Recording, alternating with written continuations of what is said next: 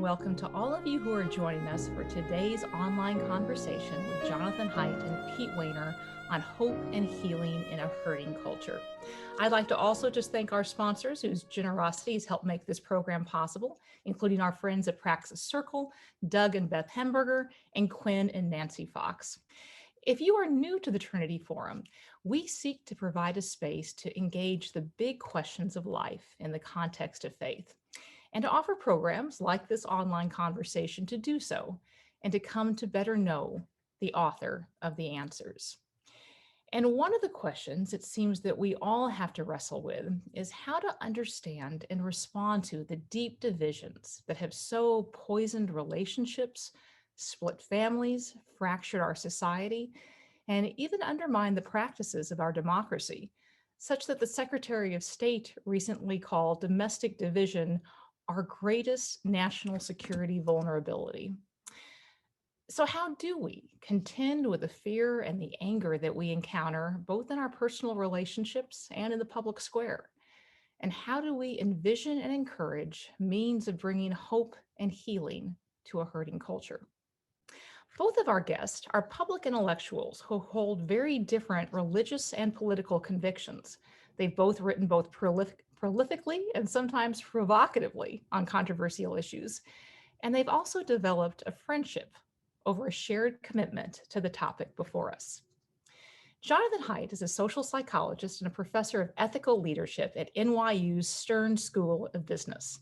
In addition to his many scholarly publications, he is the author of 3 major books, 2 of which are New York Times bestsellers, including The Happiness Hypothesis, Finding Modern Truth in Ancient Wisdom, The Coddling of the American Mind, How Good Intentions and Bad Ideas Are Setting Up a Generation for Failure, and The Righteous Mind, Why Good People Are Divided by Politics and Religion. He's been named a top 100 global thinker by Foreign Policy magazine, one of the 65 world thinkers of the year by Prospect magazine, and his 4 TED Talks have been viewed more than 7 million times. Joining him is Pete Wehner. Pete is a vice president and senior fellow at the Ethics and Public Policy Center, as well as a columnist for the New York Times and a contributing editor to the Atlantic magazine. He previously served both as a presidential speechwriter and as the director of the Office of Strategic Initiatives, also known as Strategery, for President Bush. He is a widely published author whose writing has appeared not only regularly in the New York Times, but also in the Wall Street Journal, the Washington Post, the Financial Times, Time Magazine, National Affairs, and Christianity Today, among many others. His several books include City of Man, Religion and Politics in a New Era, and his most recent work, The Death of Politics. He is also, I am very proud to say, a senior fellow of the Trinity Forum. So Jonathan and Pete, welcome. Thank you, Cherie. Thanks, Cherie. It's great to be with you. Thanks for hosting this. Absolutely. Well, it's great to have you both here, and we will just dive right in. So, John, there have always been divisions in the country. Anyone who can sort of go back and just think historically about not just the Civil War, but the deep divisions at the start of our nation's founding. But you've argued that there's something different going on now, that not only are our cleavages deep, but they may also be starting to be somewhat different in nature, more ideologically extreme, but less coherent, and perhaps arising less out of a loyalty to a group or idea than simply an aversion to the other side. What's going on? So I've been concerned about political polarization and how nasty things were getting, and my original research was on how morality varies across cultures or nations. And around 2004, I switched it over to looking at left and right, which were becoming like different nations that lived in different worlds. Now, of course, if we could go back to those days when things worked so much better than they do today, I think I would. But things have gotten a lot worse since then. And I'm sure we'll get into this. There's many reasons why. But the number one reason why things just got so weird in the 2010s, and not just for America, but for a lot of Western democracies, I believe, is changes in the ecosystem of media, where for a brief period of time, we had broadcasting. We have to all remember, late 20th century was the anomaly. Before then, newspapers were partisan and nasty and had low standards. So the mid to late 20th century is the anomaly, broadcasting. And then you get narrowcasting with cable TV. And Fox News in particular has a big impact on the Republicans. And then you get the internet, and now you've got anybody can confirm any conspiracy they want to confirm. You just Google it and you'll find evidence. And then you get social media. And the key thing that I've been focusing on is the way that social media changed between 2009 and 2011. Before then, it wasn't very polarizing. It was just, here are my friends, here are the bands that I like. But when Facebook puts on the like button, Twitter puts on the retweet button, and then they copy each other's innovations, now suddenly both platforms are really engaging, and they use algorithms based on that engagement to optimize the news feeds for engagement, which is typically anger. And so everything gets weird in the 2010s because social media connects us up a lot, which you'd think is good. Historically, it's good to be connected, but it connects us in a bizarre way that has never happened before, which is whatever we say is being rated by strangers. And we are now not just like talking to each other, we're talking to the strangers who are rating us. And so this is like changing the gravitational force of the universe. Like everything got weird after 2012. So that's my opening piece about why this time is different from any other time. Yes. So we definitely want to get into social media soon. But Pete, one of the things I wanted to ask you is increasingly it seems like not along with our polarization, we're not only kind of divided over what is right or wrong, but increasingly over what is true or false. Why are we having such a hard time sorting out what has actually happened? And then related to that, I'd sort of love for you to comment on the fact that our democratic pluralism helps us to kind of coexist with differences about right and wrong. But what happens when we, the people, can't figure out true or false? Yeah, to answer your last question first, a lot of bad stuff happens. I mean, I think in the end, if you have an epistemic crisis, if you can't agree on what's true and false, if you don't have a common set of facts, common understanding of reality, self-government gets very, very difficult because persuasion becomes impossible. In terms of, let me comment very quickly on what John said, and then also this epistemic crisis, because I completely agree with him. I should say that I probably learned more from John on a variety of issues over the last 10 years than anybody, both in terms of confirmation bias and motivated reasoning, but also how human psychology works, which has really helped me both in politics and honestly in my conversations in faith as well. Mm-hmm. In addition to the social media, which I think has added a kind of jet fuel to all of these things, the soil was, in a sense, prepared for some of this bad stuff to happen. So a lot of these trends, polarization has been in motion for many decades. We've had geographic sorting, we've had the two-party sorting. So, when I was growing up in the 1980s, when I was being formed politically, you had liberal Republicans like Chuck Percy and Bob Packwood, Mark Hatfield, and you had conservative Democrats like Joe Lieberman and Daniel Patrick Moynihan, Southern Democrats. You don't have that anymore. So the two parties began to polarize, and that was a problem. And then you have an alienation, a loss of authority, an isolation, which is deep, I think, philosophical currents that explain that. And so in a way, the soil was ready for some of these, I would say, more pernicious, seeds to take root. About the epistemic crisis, and I've had these conversations with people today that are just different than they were political conversations 15 or 20 years ago when, when we worked together at Empower America in the 1990s. I would say some of it is really located in what John had mentioned, which is conspiracy theories have always existed, as you alluded to earlier, but there is now the capacity for people to link to different sources and create a community online, which lives in a different epistemic universe. And so you can have conversations with people on any number of issues, and they will send you links to things. They're conspiracy websites, that may link to it, but they feel like they have the force of authority. And the other thing I would say is there is this phenomenon called affective polarization, which is what now binds people to their political tribes, their religious tribes, is not necessarily or primarily a feeling of affirmation for their side as much as a distrust, alienation, and hatred for the other side. And so there's a demonization that goes on, a dehumanization that goes on. In the past, there would be a sense of, look, we disagree on issues, but it wasn't an indictment of a person in terms of their character.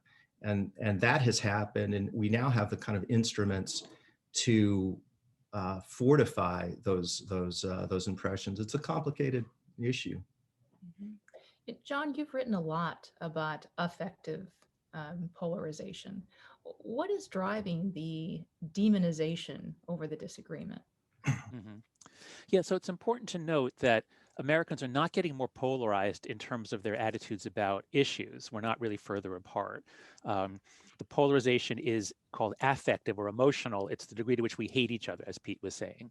And that's really important to keep your eye on, because when you really hate someone, you will believe anything that casts them in a bad light. And you don't want to check sources, and this has made us uniquely vulnerable to Russian manipulation or anybody else, because it turns out the Russians, they put some fake stuff in, but they didn't have to put fake stuff in. And it turns out they didn't need the bots. Research at MIT, a big study showed that basically Americans hated each other so much by 2016 that whatever ammunition was put in, and let's remember the power of video, that's also new. The fact that, as Pete said, it's not just like a mimeographed sheet, it's like a video of, a person explaining the conspiracy theory. So the affective polarization, the hatred is way up, and that drives everything else. And there are a couple of additional reasons for this increase in hatred, in addition to the media changes that we were talking about. There's like so many of them. It's actually a really fun time to be a social scientist and a scary time to be an American. But many people point to the loss of a common enemy. That's the best way to unify people, is to have Pearl Harbor be attacked or 9/11. But throughout the 20th century, we had very clear enemies, and in the 90s, thank God that ended. But without a common enemy, things kind of come apart. There are rising, believe it or not, rising education is one of the causes, political scientists say, because people with a college degree are much more involved in symbolic issues. Working class people they're more concerned about bread and butter issues. They're not going to get all involved in the nuclear freeze. When I was in college, that was the big issue. Or things that don't directly concern their interests. So we have a more educated public on a more outrage-inducing media platform. Without any common enemy, we fight. We're always going to do the good-evil game, and we do it against each other rather than aimed externally. There's also rising diversity. We had very low diversity, very low immigration for much of the 20th century. And while diversity is great for the economy and for the creativity of industry, it does reduce social capital and trust unless managed very, very well. And we've not often managed it very, very well. So there's all these reasons that are sort of like, there's a historical trend towards mutual dislike, but it's really amplified by so many other features. And again, they all come to a head in the 2010s. Wow. Pete, you look like you're about to jump in there. No, go ahead. Okay, so a question for you, Pete, and that is about our identities too, in that, it seems like our politics are growing much more extreme, and our identities are growing more political. And wanted to ask you about that, in that actually, I think it was a colleague of Jonathan's who did a study recently that posited that it used to be kind of the foundations of our identity, the unmoved movers were, our religion, our faith, our identity. And those are changing and actually kind of giving way such that politics is what moves that now. What has sort of thinned out our non-political identities such that they are now increasingly subsumed by the political? Yeah, it's a great question, and you expressed it well. I mean, I do believe that there has been an attenuation of these other identity-forming institutions in people's lives.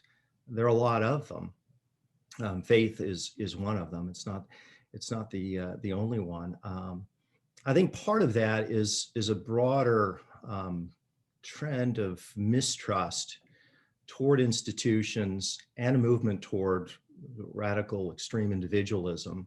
And that's a philosophical current that's been in motion really in the middle part of the 20th century and gained a lot of momentum, particularly in the mid and late 60s, but it went beyond that. It wasn't a trend, by the way, that was without benefits. I mean, there were some tremendous progress and some tremendous injustices that were corrected by this movement, but I think it went too far. So people became isolated, and institutions don't have the force, the shaping influence that they used to have.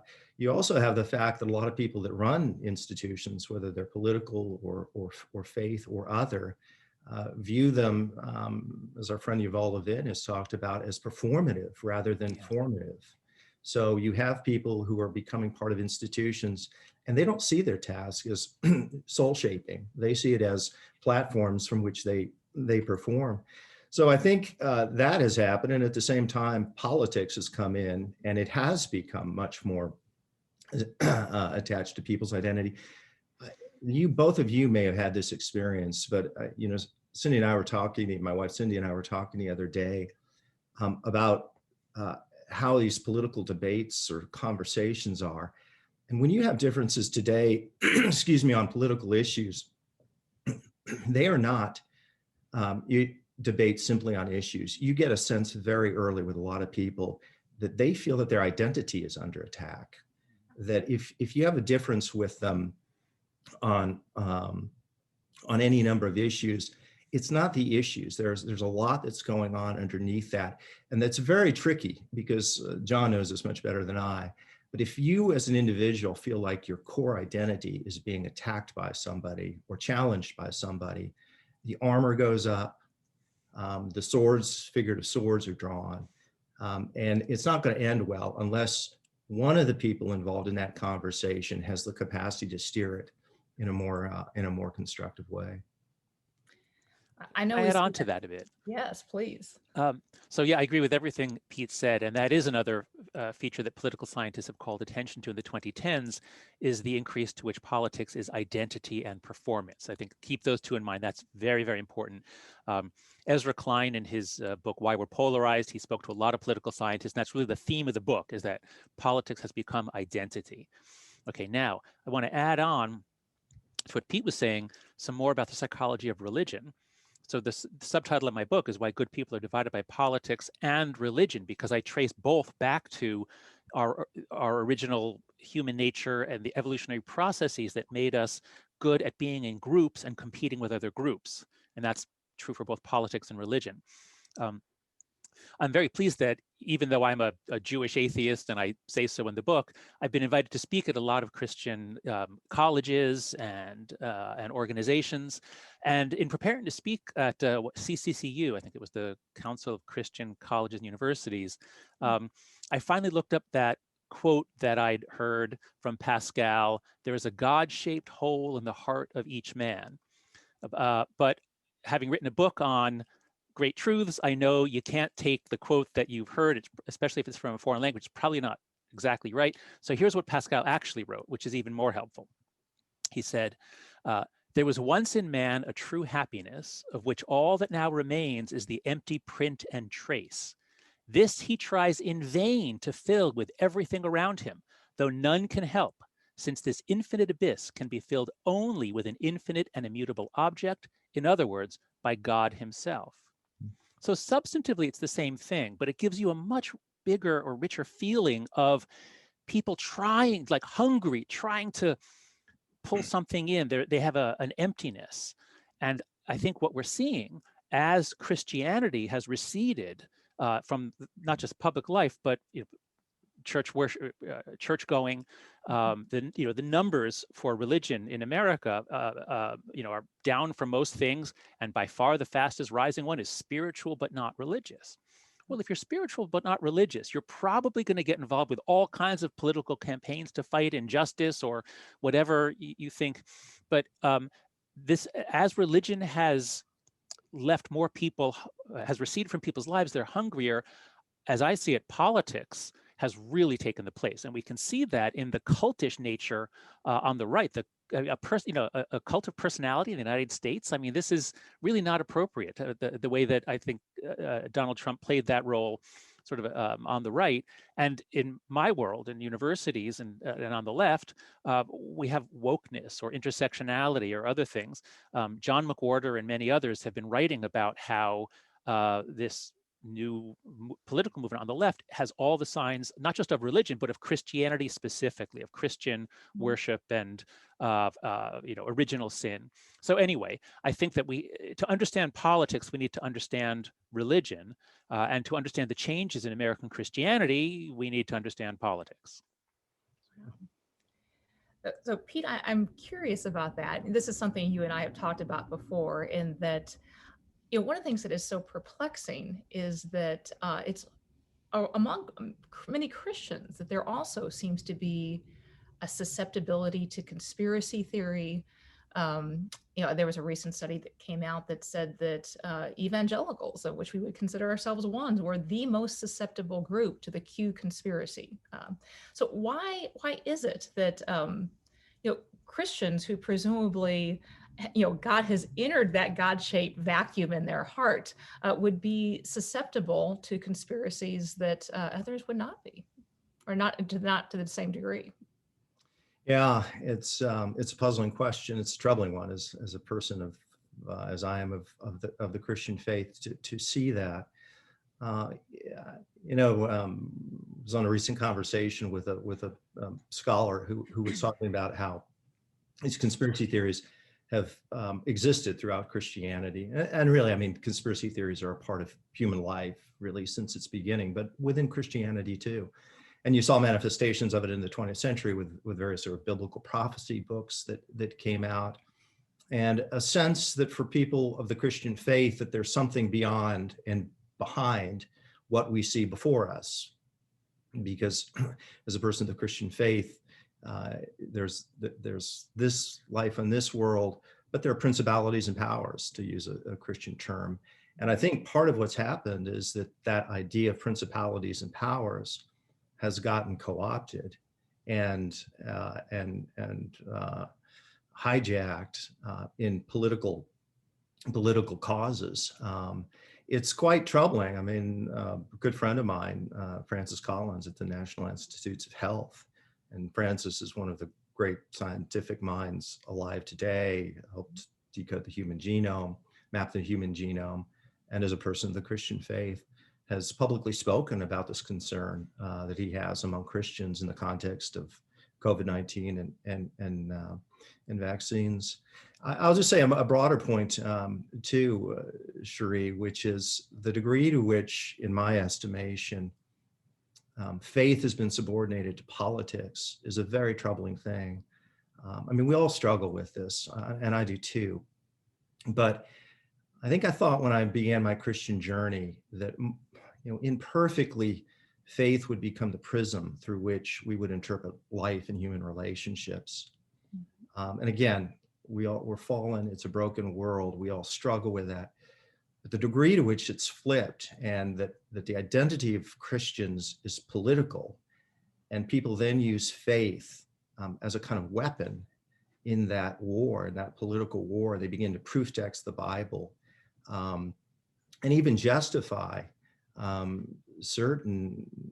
kind of savagery in politics, and they use it for faith. It's a really, really troubling thing. And I think one of the negative ramifications of that, not the only one, is you're seeing a huge generational disaster with younger Christians who are seeing what I refer to as a kind of moral freak show that's unfolding.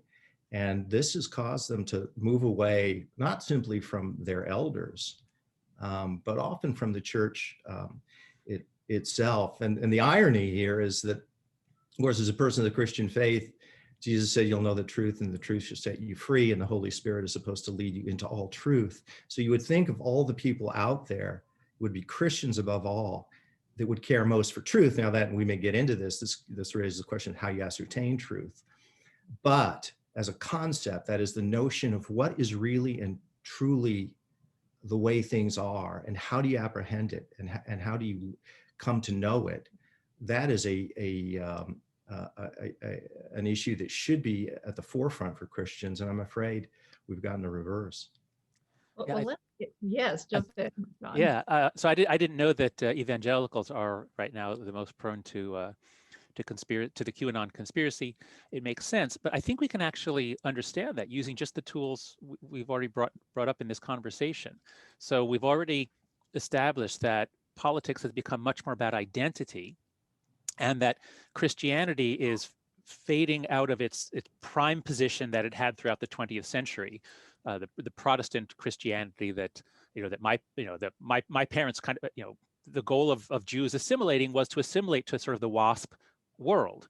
And my wife her parents are from Korea, and they too, the Korean immigrants also aspired. Most of them were Protestant, but they aspired to this sort of American WASP ideal. And as that's been declining, I think many Christians feel as though it's not just like, oh, they're being replaced. They feel actively attacked. They feel actively told, it began with like, no, you can't have prayer in school. You can't have a Christmas tree or a creche on the town green.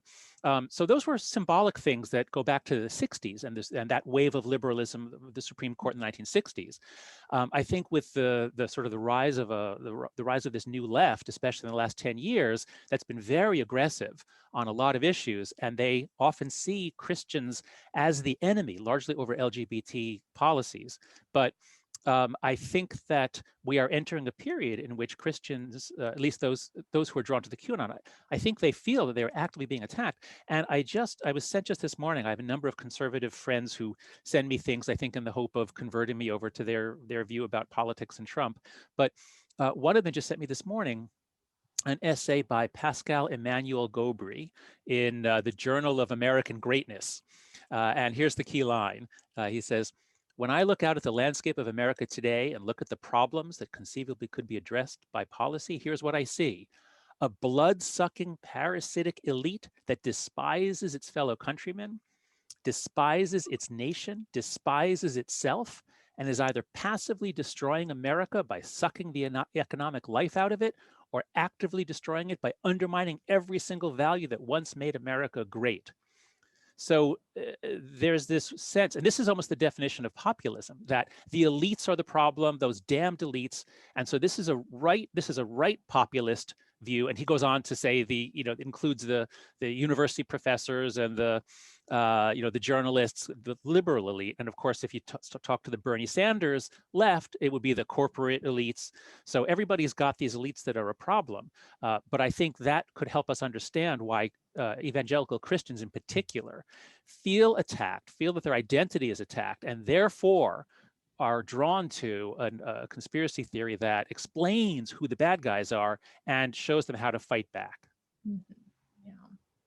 Well, let's talk about truth telling for just a second. In that, one of the things you have both written about, it's an interesting phrase, but you've both written about epistemological modesty or epistemic humility.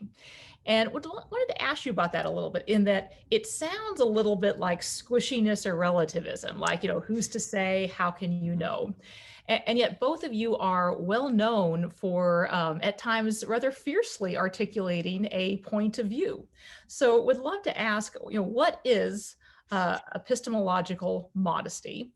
And Pete, I'd also love to just sort of start with you and ask how, in your mind, it relates to faithful ways of knowing. Yeah, it's I would say epistemological modesty, at least in my understanding of it. Let me actually refer to a person who's a very close friend of mine, Steve Wehner. Steve was a very key figure in my Christian pilgrimage. He was youth pastor, minister at University Presbyterian Church as I was beginning my Christian journey, and Steve was really at every key moment in my life was there for me, in important moments and through real periods of hardship and grief too. He became president of InterVarsity, was there for 13 years, and then became president of Columbia Seminary. Steve died in 2015 of pancreatic cancer. And in the last conversation, this was a wonderful conversation, I have 11 pages of notes from it with him and Cheryl.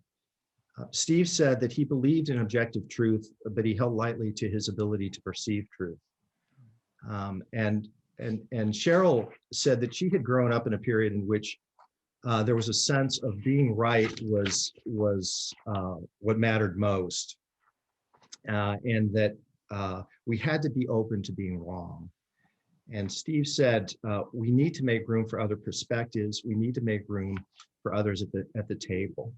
So the way I understand this is that there is an objective truth, but there's a subjective means to that pursuit of truth.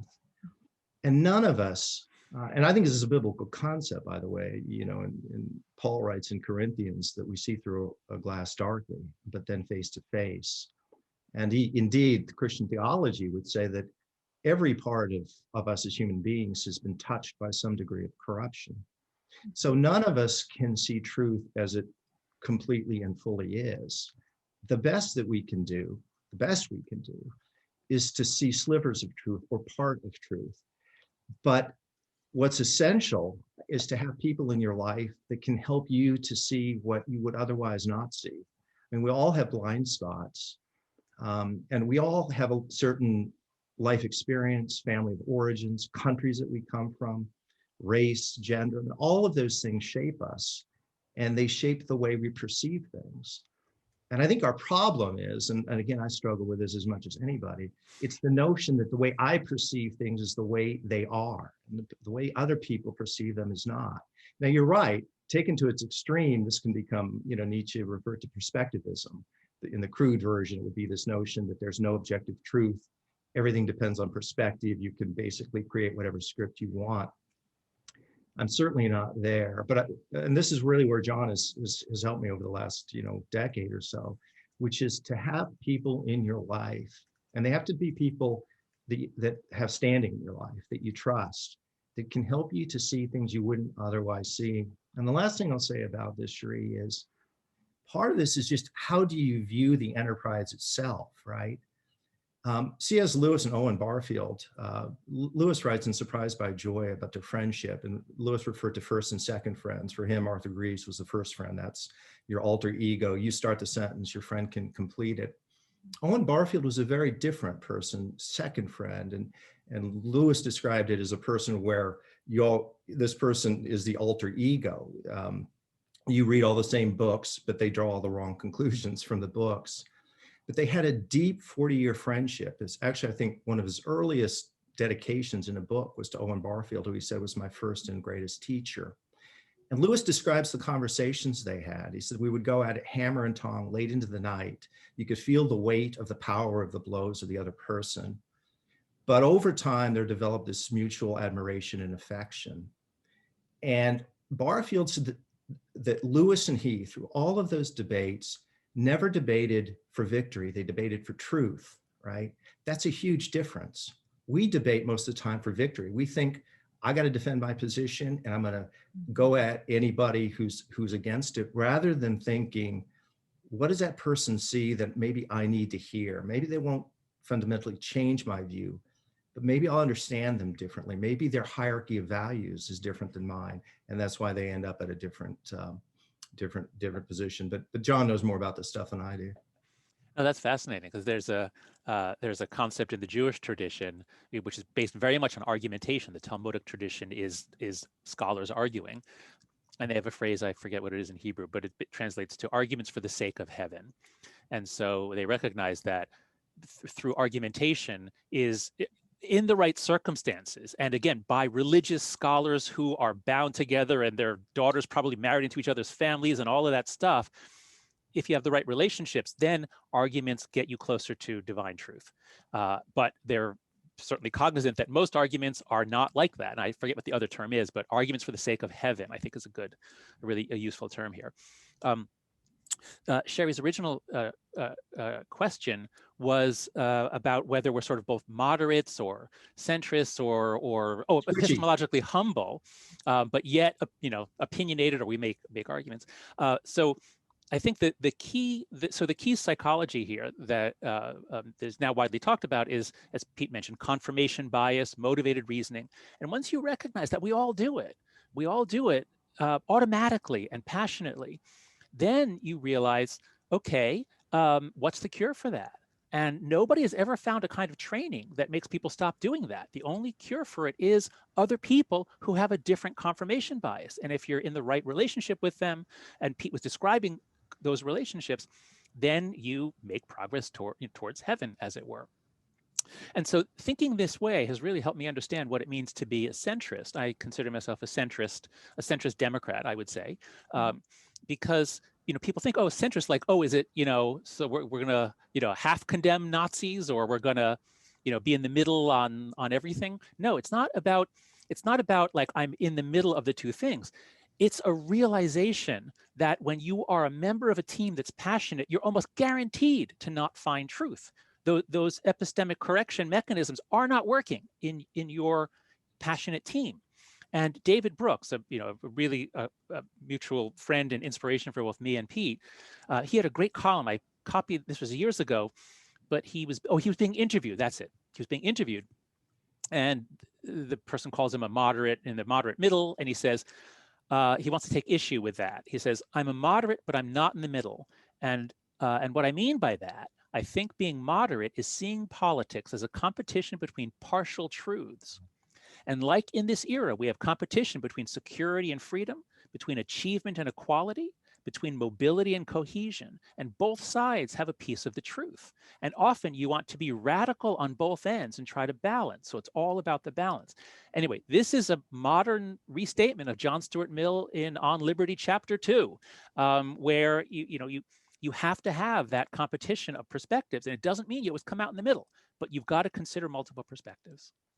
So John, earlier you talked a little bit about social media. And I think at one point in a talk somewhere, you said that if you were to try to develop a system to destroy democracy, you really could not do better than Twitter. But both of you are on Twitter. Both of you are kind of in the social media world. So I wanted to ask you both about the effects of social media, but also more practically, how you both managed to swim in the waters without being poisoned, and what those of us listening might be able to learn from that. Mm-hmm. Okay, I guess I'll start this time because I've been writing about this recently. And so what I meant by that is I've long been looking at American democracy, or any country, as especially any multi-ethnic democracy with a lot of diversity. Again, there are benefits to it, but it's harder to cohere. So you have to look at what are the centripetal forces pulling you in, and what are the centrifugal forces blowing you out. And when you have 3 television networks and only 3, that's a really strong centripetal force, as is having a common enemy. But when you have microcasting and all that stuff, then those are centrifugal forces. And I came to see that Twitter and Facebook, after 2012, they built what Tobias Rose Stockwell calls an outrage machine, an outrage platform, that they were huge enhancers of centrifugal forces. So that's what I meant by that. Now, how do you, of course, it does a lot of good too. Let's never forget, Facebook creates enormous value for small businesses, for people who love cat videos, whatever. And Twitter is enormously effective as a way to find information quickly. I mean, Twitter really does do a lot of good things, but it's one of the nastier platforms for. And so I don't know. I try to be very positive. I try to be helpful. I mostly tweet about things that I think will be helpful to people, especially understanding the other side. And when people attack you or criticize you, for the most part, just don't do anything, because it'll go away in a few days. Pete, what are your thoughts? How do you stay sane or whatever? Yeah. Well, I think the first thing I'd say is that I think some people would say that I've not that I have been poisoned by social media and the politics of this age. I mean, just to get my kind of cards on the table, I've been a critic of Donald Trump really for 5 years, actually 10 years if you go back to the birther controversy, and my criticisms have been quite tough. And I have a lot of friends, people in the Republican Party, who feel like I've been unfair. And haven't shown sort of grace or understanding. And I take those criticisms, critiques seriously. I looking back, I feel like what I've said about President Trump, I'm not sure I would change a lot right now. And I'd say it's probably events have, in my estimation, kind of confirmed what my concerns were. But I'm sure I've gone over the line on Twitter and elsewhere. So I'm not immune to it for sure. To the degree that I've kept from going further into it, and I have tried. I'd say that there's several things. One is just a very simple, I guess, tactical issue, which is if I wonder about whether I should send a tweet, I try and tell myself I'm going to wait 5 minutes. And I think every time I've done that, I think I've deleted the tweet. Maybe there are one or two occasions where I have not. But again, John being the social psychologist knows this better than I, but everybody knows experientially if you're on Twitter and you're human, you read certain things and you get sort of angry or something is triggered in you. And so cortisol may go through and your first reaction is to strike back. And you just have to be aware that that's happening. And you just have to try and self-monitor. The second thing is I do try and think, and I do this in my writings too, again, not nearly as well as I should. I try and think about people whom I admire and think, what would they think about what I'm saying? My wife is one of them, Cindy, Steve was one, somebody like John is, or Mark Laberton. I mean, they're different people in different areas of my life that I think I admire these people and what would they think about what I said? And that can be a corrective as well. But it's easy to get pulled into this. I'll just tell an anecdote with Joe Klein, and you'll remember, Cherie, Joe was a friend of mine in the 1990s. Joe was at that time a journalist for Newsweek, and we were close friends and had mutual affection. Make a long story short, when I went into the Bush administration, Joe thought I went over to the dark side. He was a critic of the Bush administration. I thought he was extremely unfair in his criticisms of Bush and the administration. When I got out, he and I had our debates publicly, and you can just Google Joe Klein and Pete Wehner, and you can see how it went. I justified my back and forth with Joe because I said, look, in my estimation, he threw the first punch. You have to defend yourself. That's the way it goes. I'm not going to be a patsy here. I'm not going to be passive. I've got an argument to make, and I'm going to make it. But it didn't sit quite right with me. And I think Cindy, because she knows me best, knew that. Anyway, I made an overture to Joe, didn't go anywhere. But then in 2015, I reached out to him on Twitter, on email to try and get together. And we had a nice conversation, actually, a very nice back and forth. So the timing turned out to be right. And remember, this is years after the Bush administration had left. So we had breakfast at the Jefferson, where John and I had breakfast. And I guess fittingly, Joe and I came to the hotel from different sides of the street. And almost before a word was said, we embraced. And we had this really lovely breakfast, and we reconnected. The reason I tell that story is a couple of reasons. One is I'm not immune to these feelings. And when political conflict can cause you to have strong reactions. And secondly, to reconnect with people or to stay connected with people in a political environment like this is hard work, and it requires intentionality, and it requires a longing to want to connect, probably some degree of grace and understanding, and a sense of what's my role in this, not just these are my bill of indictments against the other person, what they've done against me. Well, we're going to turn to questions from our viewers in just a second, but I really don't want to do that before we address one of the most important questions, which is we've talked a lot about some of the centrifugal forces kind of pulling us apart. And there are a lot of people hurting, a lot of people who have experienced, eroded or broken relationships as a result of conflict and difference. And would love to hear from both of you, and John, maybe we can start with you, about how we both individually, but also within the institutions and communities that we are in, can be agents of hope and healing. Sure, I'd be very glad to talk about that. Um, one of the insights that I got from reading conservative writers is the emphasis on low and mid-level institutions. You know, people on the left tend to focus just on, like, there's the federal government and then there's individual activists, and the French Revolution, they tried to wipe out everything in between. Um, but those are the things that make for a good civil society. And so I think right now, the culture war, the politics that have so invaded college campuses, they've been there all along, but they really blew up in 2015. I wrote an essay, The Coddling of the American Mind, with Greg Lukianoff in 2015 about these things.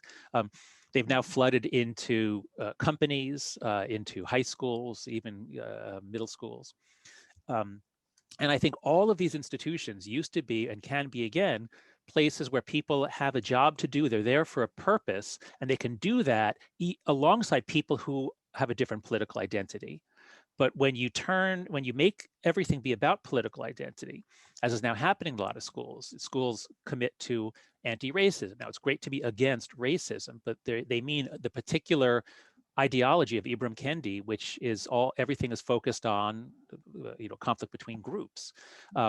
So I think we need to find ways to address racism that don't polarize people. We need to find ways in which employees can have voice in their companies, but yet they don't bring in all of their personal political agendas and demand that leadership, acknowledge their values.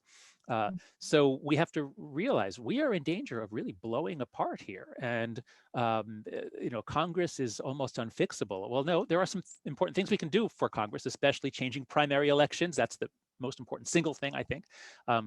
But outside of congressional reform, I think most of us can take action in our places of work, or our schools, or churches, synagogues. And as Pete's story, I think, was really enlightening, that it was a spontaneous thing that you guys felt like embracing. And that often happens. There's a conflict with someone, but part of us wants to make up or will readily accept an overture. And so the best piece of advice I can give is be the first one to make that overture. In every argument, the other person is right about something. They might not be right about the thing that you're centrally focused on, but we're always centrally focused on slightly different things. So if you can acknowledge, I was pretty harsh with you, and I think, when you said X, I think you're actually right about that. It's amazing what happens when you acknowledge that the person is partially right. By the power of reciprocity, they will often come right back and say, yeah, I reacted, I was just, spur of the moment, or I was angry, and I'm sorry, and you were right about. So, humans are tribal. We easily are provoked into conflict, but part of being tribal is also really good at reconciliation, burying the hatchet. So be the first one to make the first move. Pete? Yeah, I mean, I would echo what John said. I mean, they're different arenas that I suppose one has to think about.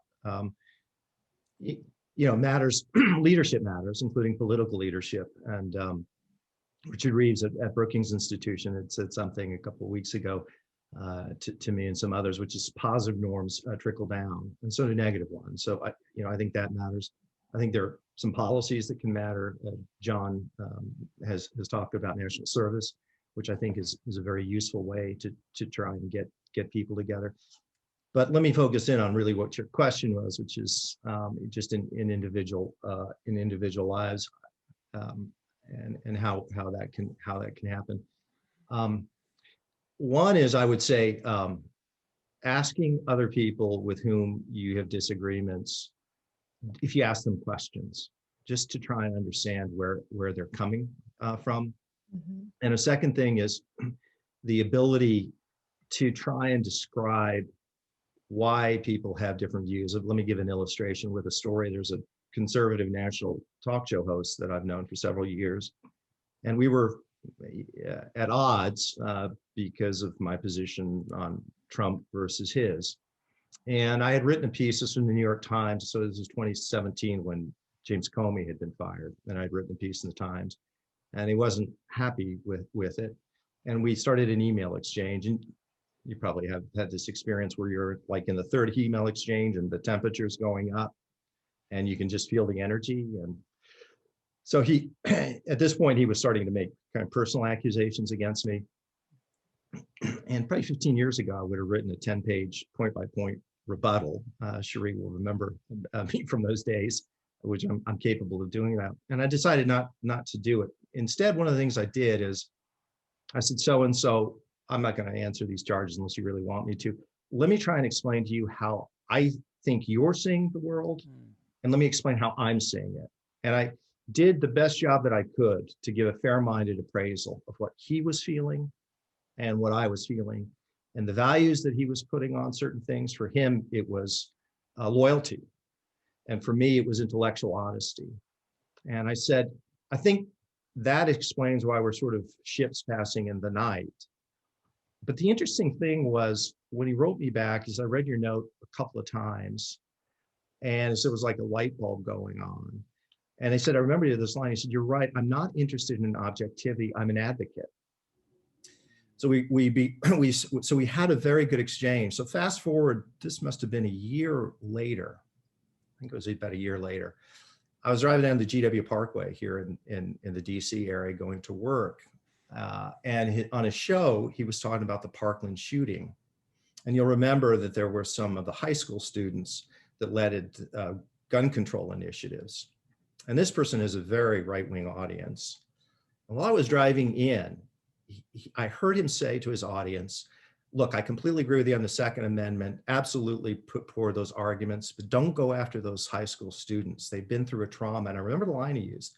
He said, I have socks as old as some of these students. So when I got to the office, I wrote him a note and I said, look, I just happened to be catching your show, and I just wanted to express my gratitude for you to try and tell your audience they can believe what they want, but to back off on the personal attacks. And he wrote me back a nice note. He said, essentially, I just want you to know that that voice you were listening to on the radio wasn't just my voice. It was yours too. Mm. And that was an illustration to me of how we were able to stay in relationship. It had the capacity to go off the rails. Mm-hmm. And it's not just that he's able to hear my voice, it's that I'm able to hear his voice. So I understand his views much better than I would otherwise do. But these take time, but I think they're worth the time. The question is, as a country, is how do you scale that up? And there are in organizations like Braver Angels that David Blankenhorn runs, which is a superb organization, which teaches people how to have conversation with disagreements. But the personal is really where this stuff happens most. Agreed. So we're going to turn to questions from our viewers, and I see that we have quite a few, over 100 that have already come in. So we won't be able to get to all of those, of course. And for those of you watching, as Alyssa said, you can not only ask a question, but you can also like a question, and that helps us have an idea of what some of the most popular questions would be. One of the first questions I'll ask comes from Jonathan Canary, and he says, Alan Jacobs writes in his book, How to Think, that it is impossible to think for oneself. And if it were possible, it would not be desirable. We always think in relationship and community with others. Do you believe this is true? And if so, are there specific choices we can make as persons or leaders to promote better thinking with others? Jonathan, I'll toss that one to you first. Oh, yeah. Thank you for that nice softball. I'll take a swing at it. So, I mean, I don't think it's literally true. We are capable of thinking by ourselves, but I think the gist of it, the idea is that we do our best thinking, or our deepest thinking, or the thinking that's most likely to lead to growth. And you know, Pete and I both told stories about that, about how we grew from such encounters. There's a lot of interesting work in psychology on how reasoning, like human reasoning, we're really bad at syllogisms. We get a lot of things wrong. Evolution didn't do a very good job of giving us reasoning, it seems, unless you see reasoning and language as having evolved to basically help us manipulate others and interact with others while guarding our reputation and doing impression management. And so so there's Hugo Mercier and Dan Sperber are two that have what they call the argumentative theory of reasoning, that we evolved reasoning in order to argue and do social manipulation. And so if you think about it that way, then yes, you better pick a good community. As we've already said, if you have a community of religious scholars or something I've always been impressed with when I go to Washington, D.C., is there's a whole community of people, left and right. They all know each other. They respect each other. So I love that about Washington. I think there's a healthy policy community there. Even if Congress is not healthy, the intellectuals, I think, often are. So I think the Alan Jacobs quote is right in that way. Find a good community, find a place with good norms. And this is why, again, Twitter and other things are so damaging, is that they bring out the worst of our interactions with each other rather than helping us be better than we otherwise would be.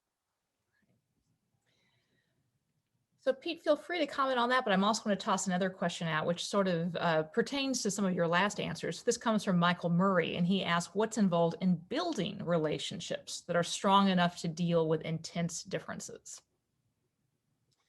That's a great question. I'll just to pick up on the first question. I'll only say I'm a huge fan of Alan Jacobs, and How to Think, which is a thin book, is a really good one. And so is his book, The Narnian, which talks about the Inklings and some of what we're talking about here. Obviously, I mentioned Owen Barfield and Lewis, who are part of the Inklings. There's a lot to learn from that community. What about building relationships that can survive intense disagreements?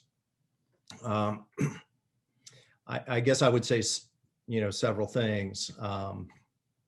One is sometimes you find out in intense political times just how deep those relationships go.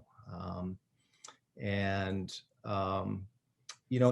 my experience, if the relationship is built primarily or almost exclusively on politics, then it's just harder. Mm-hmm. But then I'm not quite sure what the relationship is. I don't mean to imply that those relationships aren't important or meaningful, but if that's all that it's built on, then it's kind of more on shifting sand. I would guess in both of your experiences, there are just relationships with people who have traveled the journey with you, who have been with you in times of joy and times of sorrow and times of grief. And who have an vested interest in you because they care for you and they love you. Just a bit, back to a story about Steve Wehner. Somebody makes that long story short. At one point, Steve and I had what I thought was going to be a difference on a political matter, and I wrote Steve because I was worried about it. And he wrote me back and he said, "Pete, I can't imagine there's any issue I would ever not love you over." And he said, my relationship with you is not based on those other things. It's based on something else. So if you have a relationship like that, it'll survive political differences. But there's no question that in this time, and we've learned from Adam Kinzinger, a very poignant story about his family, 11 members of his family, extended family, sort of disowning him because of his position on Donald Trump. When that happens, there are different ways to do it. One is you can try and listen to the other people and engage them. And as John was saying, what do you think I have wrong, or maybe I made a mistake here? Or it may be that you just have to bracket it and say, look, this relationships have seasons just like people. And this is just not the season to deal with that. But in some of the relationships that I've had where there have been political differences, the thing underneath often, or several that I'm thinking of, is they're based on our faith, common faith. And I, as a Christian, believe my faith is more important than my politics. I think they're both very, very important.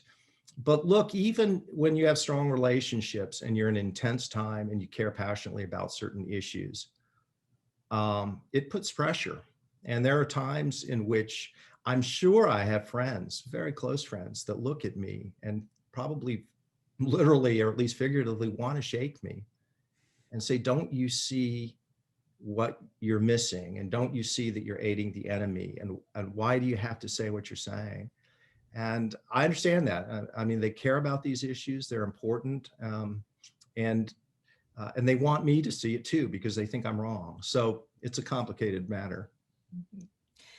Yeah, we've had a couple of questions come in. I'm looking at both ones from Randall Paul and Deborah Christensen, who kind of go about it the other way to ask, how do we debate the most important issues of the day? Especially issues on which there are irreconcilable ideals that cannot honestly be compromised involved. And how do we do it with civility in the midst of such a highly polarized and hyperbolic environment? John, you want to take first crack at that? Yeah, sure. Yeah, and I guess we should probably also try to keep. I'll try to keep things very short because we have a lot of questions to get through. I would just say that the older ideal of let's all get together and talk, or within a company, a lot of companies have an all hands meeting. Let's all talk. You encourage people. Oh, speak up.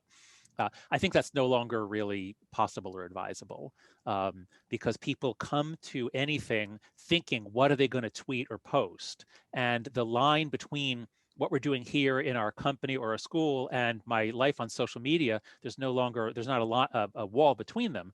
So I think that, and Pete used before the phrase performative politics, especially for young people who grew up with social media, everything is performance. And so there's really no point in having a debate or discussion with a lot of people, because it's going to turn into this performance and people can't be honest. So you have to have very small groups and a commitment that nobody's going to record this or nobody's going to report it out. It's very hard. The more we are tied together, the harder it is to talk, unfortunately. I'll just say out 30 seconds. I'm sorry, I'm long-winded too, or I'm long-winded, but first, there's a Long Now Foundation. And before the debates, what's required is that each person who's debating has to express the view of the other person in a sufficiently fair-minded way that other person says, yeah, you got my views. So that's a very good exercise. The second is simply to be able to identify what the differences are and name them, not necessarily reconcile them, but say, this is where our points of departure are. And the third is that there has to be some kind of explicit or more implicit understanding that you can hold a different view and still be a good person. And often the debates you don't send that signal to others. So the next question comes from Maggie Connolly. And Maggie says, I am a student currently at Middlebury University, and I'm also in the middle of your book, Jonathan, The Coddling of the American Mind, in which you discuss an incident that took place at my school. I'm finding your book to be extremely insightful to my current environment. What is your best advice for a student like me in the heat of it, who seeks to find truth and fight against extremism, but also fears social alienation? Yes, that is exactly what The Coddling of the American Mind is about. I gave a talk at Middlebury. Middlebury had one of the major blowups that was widely reported, but the mood is very similar at a lot of America's top liberal arts colleges. And so what I would say is, if you are not part of the dominant political group, or even if you are, but you see that there are issues or difficulties, I would say don't just keep your head down and say nothing. I heard one student said her motto is silence is safer. Just don't say anything. Don't let that be your motto. But if you speak to people privately, once again, be careful about a public setting where everyone else is performing, or you could be strung up as a witch. But speak to people privately, you'll find that people are actually much more open and nuanced in their thinking one-on-one than they are when they're performing. So be very wary of that, and seek out. If you're on the right, you can't avoid talking to lots of people on the left. But if you're on the left, seek out the smaller number of people on the right, because they're the ones that are going to help you grow. It's those differences that help you grow. Thanks, John. So there's quite a few questions about the underlying issues behind hate on social media, and I'll choose one from Brad Edwards as kind of a rough representative. Brad says it's very popular to beat up on social media as the cause of polarization, but it also seems to amplify what's already there. Could you talk about the specific dynamics or causes behind what may or may not be the case, and how the church or Christians can mitigate those effects in the public square? Pete, would you take a first crack? Sure, I agree with that. I think I alluded to it. So many of these problems predated this moment, or the last 5 years, and I think I identified some of them, which was the polarization, the big sort, as a journalist is geographic sorting, the political parties becoming more polarized, and the lack of, or the fracturing of information, and social media. In terms of what Christians can do about it, I mean, it's a great question. I think the first thing I would say is, for my part, I would be grateful if Christians actually first stop making things worse, which I think has largely been happening for too many years, and not been an accelerant to these worst tendencies. What can be done to actually begin to heal the breach? I mean, Paul uses the phrase ministry of reconciliation. Christ is referred to as breaking down the dividing walls. And then there's this concept of grace. And I would say that grace is one concept, in my understanding of faith, that is specific to, and maybe sui generis to, Christianity. And I think if more of us demonstrated grace in how we conducted ourselves. Philip Yancey is a friend of mine. We were exchanging notes the other day, and he referred to a phrase from Martin Luther King Jr., weapons of grace. And I think if we were able to do that's one thing, Sheree, I would say, that when a watching world sees people of Christian faith manifest grace, it is the thing that most breaks through. Even if they themselves aren't Christians or don't become Christians, they see it and they will say, there's something to that that's important. So that, that involves having one's affections and hearts won over, here I'll speak as a Christian, to Christ. And that's its own set of issues. Well, if everybody on social media were to radiate grace, I do agree that it would be a lot better. But short of that, I think that major structural reforms are probably what we need.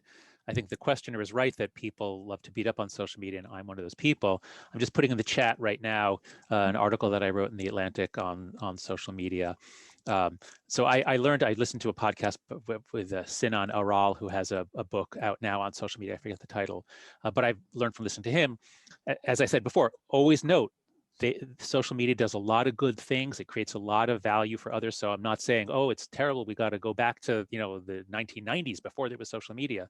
But I think that we are wired up now in a way that is radically different from how it was even in 2007 or 2008. It really changed between 2009 and 2012, and that's what I show in the article. And the optimistic view is that this is like when they invented the printing press, and we had a couple hundred years of religious war, but ultimately we learned to deal with information flowing all around, including propaganda. And so, odds are in 10 or 20 years, things will be better in most ways, as Steve Pinker has shown. And odds are social media, I think, will be more constructive. But I think we have been in for a rough ride these last 5 to 8 years. And I think that could go for the rest of the 2020s. It remains to be seen. So for now, I will continue beating up on while also praising social media. So we'll take one last question, and this is from Patrick Wilson. And Patrick asked, the great moral historian Gertrude Himmelfarb, who I know you both know, made much of Victorian elites' desire to reform themselves and remoralize themselves. She argued that this effort, much marginalized today, was actually a really healthy revulsion by learned Christian people, and oriented towards the idea that the poor man was actually more moral and good. What do you think of this as applied to what you were just saying? So, Jonathan, why don't we start with you, and then we'll toss it to you. No, I really appreciate the question, because I wrote an article in 2014 with Sam Abrams, a political scientist, listing 10 reasons we're getting more polarized. And that's what I've always been drawing from.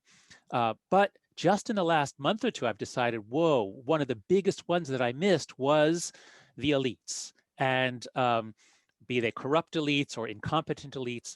And the reason I say this is now there's three great thinkers that have really been pointing to elites as part of the problem. Peter Turchin, with his mathematical analyses of history, says that you get these periods of dislocation and conflict when you get, there's three conditions, but one of them is you get a surplus of elites, too many college grads and not enough places of prestige for them. And so they try to get their followers, and they try to make a name for themselves. Michael Lind, a really brilliant political commentator, is really savage on the current elites and how they've left the working people behind. And then Martin Gurri is the new person that I'm really enjoying reading. And he has a book, The Revolt of the Elite, Revolt of the Crisis of the Elites and the Revolt of the Populace, something like that. But yes, the elites in the Victorian times, you can say, well, they were elite because of their heritage and who their father was, and isn't that undemocratic? But I've heard a couple of people point out that in America and the UK and other countries, since the 80s or 90s, the elite are the people who did really well on exams. And we sort people in high school beginning on how well do you do on this exam. And so by the time you get to the top, you think you earned it, you deserved it. I'm smarter, I worked harder. And so today's elites really have a sense that they earned it. They can go off to their gated communities or their islands to wait out COVID. So yes, I think it would be great to look back to previous periods where the elites took responsibility and took some blame upon themselves and stopped having so much contempt for the masses. Pete? Yeah, I agree with that. First thing I'd say is that anything Gertrude Himmelfarb has written, I would recommend. I was a great fan of her. She died just a few years ago. Mm-hmm. Look, I think the elites have a lot of responsibility in this. I think elites have gotten a lot wrong. So I think some of the social divisions and some of the issues we've been talking about during this conversation is because that there have been failures of elites, including in the political class, and that created a lot of problems and a big counterreaction. I'd also say that there is an attitude of the elites toward the populace that can be particularly conservatives and often people of faith, which can be patronizing and contemptuous. I was at an event in November 2016 with Arlie Hochschild, a sociologist who wrote a book called Strangers in Their Own Land. And she told me, she said, Pete, what you need to understand, because she had gone to the bio country in Louisiana, she said, you have to understand that for these people that are living there, and she was struck by how kind they were to her personally, they feel dishonored and disrespected. And she said, Donald Trump, for them, is an antidote to that, and to that kind of depression that they feel. So there is undoubtedly an attitude of elites toward others, which has contributed to this. I'd only say that, there's just a tendency to sort of pick sides here. It's elites or it's the masses. The masses have a lot to answer for too. I'm a conservative, not a populist. And if you go back from Burke to the Madison preceded, but Madison, Burke, Lincoln, his Lyceum speech in 1838, all of them warned about the danger of mob mentality in the masses. The reason we're a republic and not a democracy is the whole idea that you would filter, enlarge, and refine, in the words of Madison, the public viewed. And, I think there's a tendency sometimes on the right just to excuse some inexcusable behavior among the masses and just say, well, they're angry or they have grievances and they're legit. Well, yes and no. But in the end, people are responsible for their actions. And I think some of this has just gotten out of control. Everybody has a part of the problem and has a piece of the action, which means everybody has to be a part of the solution. Well, thank you, Pete and Jonathan. In just a moment, I want to give you both the last word. Jonathan, the floor is yours. Well, thank you, Sherry, and thanks for hosting this discussion. It's wonderful to be together with you and Pete and reflecting at this time in our history. So given that one of the themes here is the best of Christian thought and the best of religious thought, I could certainly end with the quote that is really that I've used throughout my career studying moral psychology, which is, why do you see the speck in your neighbor's eye, but you do not notice the log in your own? And that is just such a deep piece of wisdom. But I think it's important to note that this is a great truth that we get from many of the world's religions, that we are too judgmental, too quick to attack each other. We need to slow down, be more forgiving. And so I'll end with this wonderful quote from a Chinese Zen master, Sen San, in the 8th century. He wrote, "The perfect way is only difficult for those who pick and choose. Do not like, do not dislike. All will then be clear." make a hairbreadth difference, and heaven and earth are set apart. If you want the truth to stand clear before you, never be for or against, the struggle between for and against is the mind's worst disease.